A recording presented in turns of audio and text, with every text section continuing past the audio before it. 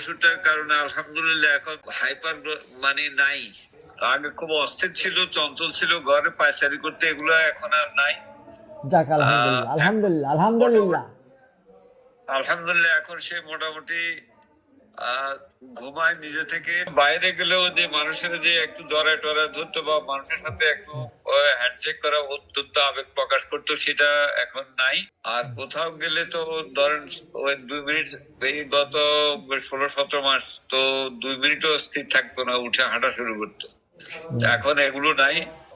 তার ওই বাইরে যে যাবার বা একটা প্রবণতা ছিল প্রবল, এই বাইরে যাবার প্রবণতা আলহামদুলিল্লাহ এখন হ্রাস পাচ্ছে, এটাও মোটামুটি কমছে। আগে দরজা যায় যায় নক করতো 3-4 মাস আগেও, মানে বাইরে যাওয়ার জন্য কে কে করতো, দরজা বাড়ি বাড়ি করতো। এখন এগুলা নাই আলহামদুলিল্লাহ, এগুলা মোটামুটি অনেক ভালো, অনেক ভালো, অনেক ভালো। তো আপনি আল্লাহ রহমতে, আল্লাহ তো আপনার নিয়ামত দান করছে, আল্লাহ তো আপনার জি জি জি জি জি। জি হে শুক্রিয়া তো আপনি আদায় করে ফুলে দিবেন না, বুঝছেন?